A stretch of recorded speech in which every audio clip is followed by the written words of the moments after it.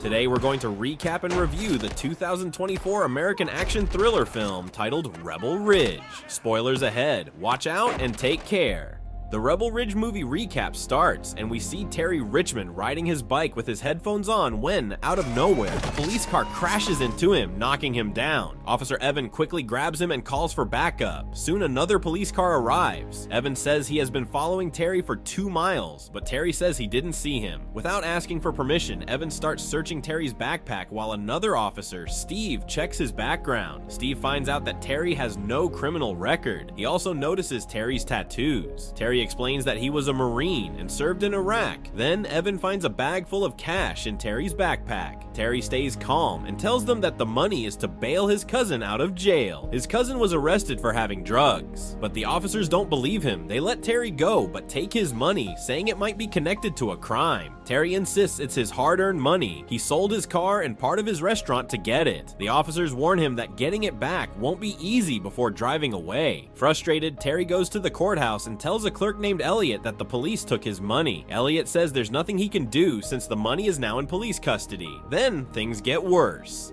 Elliot tells him that prisoners, including his cousin, will soon be sent to state prison. Terry is shocked because his cousin is already out on bail and shouldn't be moved. Terry realizes he needs a lawyer, but there aren't any available at the courthouse. As he gets ready to leave, a woman named Summer, who works there and heard his situation, approaches him. She takes him to a cafe and explains that asset forfeiture is meant to stop criminals, but sometimes police misuse it. She hints that the police chief might be keeping some of the seized money. She also warns that getting his money back will take a long time and cost a lot. Still, she offers to help. Summer also points out that a $10,000 bail for a small drug charge seems too high. That's when Terry reveals that his cousin, Mike, is an important witness in a murder case. If he is sent to state prison, he will be in danger. Since the transfer won't happen for a few more days, Terry thinks he still has time to collect the money. Determined, Terry calls Mr. Lou, his business partner at the restaurant, and asks for a $10,000 loan by Wednesday. Lou agrees to help. That night, Terry sleeps outside near a creek, trying to figure out his next move. The next day, he goes to the police station to file a complaint. He talks to Officer Jessica and describes the officer who took his money. Jessica seems to know who he's talking about and leaves her desk for a moment. Soon, Officer Steve shows up and warns Terry to leave. He also threatens him, saying that filing a false complaint could get him in trouble. Just then, Chief Sandy, the head of the police, comes out of his office. He tells Terry that his officers followed the rules. Then, while talking, he slightly turns his phone screen toward Terry, showing him to stop recording. Terry understands and puts his phone away. Now that they can talk freely, Terry makes a deal. Just return enough money to cover his cousin's bail, and the officers can keep the rest. After thinking about it, Sandy agrees and tells Terry to come back on Monday to settle everything. Feeling relieved, Terry leaves, thinking the problem is almost over. On Monday morning, he rides his bike to the station, excited to get his cousin back. But as he arrives, he sees a prison bus driving away. Chief Sandy stands there and coldly tells him that he was 3 minutes too late. His cousin is already on the way to state prison. Terry panics. He jumps on his bike and races through the woods, desperately chasing the prison bus. He calls Mike and tells him to ask for protective custody before it's too late. Now he needs money fast. He calls Mr. Lou again, but this time, Lou refuses. He explains that the police raided his business, took all the money from his safe, and even linked his restaurant to an investigation. Though Lou trusts Terry, he can't risk helping him anymore. With no options left, Terry rushes to Summer at the courthouse, telling her that Mike is already being taken away. Summer hesitates, afraid of losing her job. She also reveals that when she checked Mike's case, her access was blocked, proving something shady is happening. Though she won't get directly involved, she secretly offers to help with paperwork. She also warns Terry that getting a judge's approval will be nearly impossible. At the police station, officers check Terry's background. He has no combat record, but Jessica finds out he's a skilled jiu-jitsu instructor, making Steve uneasy. When Terry arrives, Chief Sandy admits he tricked him and nothing will change. Before they can react, Terry disarms the chief and takes control, forcing the officers to handcuff each other. He makes Jessica give him exactly $10,000 from the evidence room before escaping in a police car. Terry rushes to the courthouse where Summer helps him speed up the paperwork, but before he can finish, Steve and other officers storm in. Terry resists but is eventually caught. Instead of jail, he's taken to a hospital. Later, Evan takes him to Chief Sandy, who drives him somewhere. Sandy asks what Terry saw, and Terry describes the piles of cash and weapons, but Sandy insists it's all legal. When they they arrive, Sandy tells him the worst. Mike has been attacked in prison. Heartbroken, Terry blames Evan for seizing the bail money. Sandy then offers him a deal: leave town and give up the rest of his money or face prison. He warns that if Terry doesn't pick up his truck by midnight, they'll take action. That night, Terry visits Mike's body, then meets Summer, who offers to drive him out of town. She tells him she found proof that bail is being manipulated, but Terry doesn't care anymore. Fighting won't bring Mike back. Hey, if you're enjoying this video, make sure you subscribe and press notifications so you don't miss future content from me.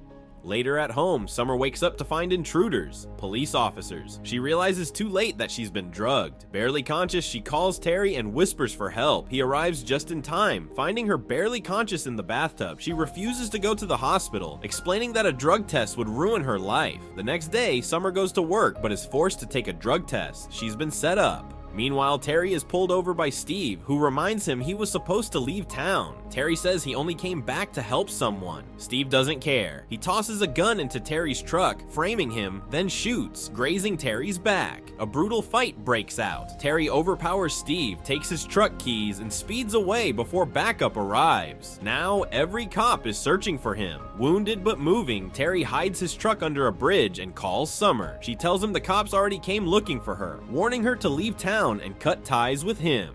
Running out of time, Terry tells Summer to meet somewhere safe. They reunite at a small Chinese restaurant where Mr. Lee treats Terry's wound. Summer reveals just how deep the corruption runs. Judges, officers, and officials working together to keep people locked up with inflated bail. The county judge is at the center of it all. She suggests running, but Terry refuses. Sandy won't stop hunting them while they have proof, and the only way out is to take the system down. For more answers, they visit Elliot, who confirms the pattern in the cases Summer has been tracking. That night, Terry breaks into the county judge's home. The judge reveals the truth. Sandy saved the bankrupt county through asset seizures, taking money from innocent people while officials got a cut. Arrest footage is erased every 90 days, making it almost impossible to prove wrongdoing. Before Terry leaves, the judge swallows pills, attempting suicide. As an ambulance arrives, Terry and Summer watch from a distance. To get solid proof, they target City Hall's basement, where patrol recordings are stored. Inside, they find a gasoline trail. Someone set a trap. The fire spreads fast as they search for evidence. Most recordings are destroyed, but Summer grabs SD cards from the past week, hoping they hold something useful. Before escaping, Terry sets another fire to cover their tracks, but Summer suddenly stops. There's something else she needs. She tells Terry to go ahead, but flames block his path, forcing him to kick off his burning shoes. Summer finds what she was looking for, but gets caught by the police. From a distance, Terry watches as she's locked in a transport vehicle. He chases after it, forcing a cop to call for information.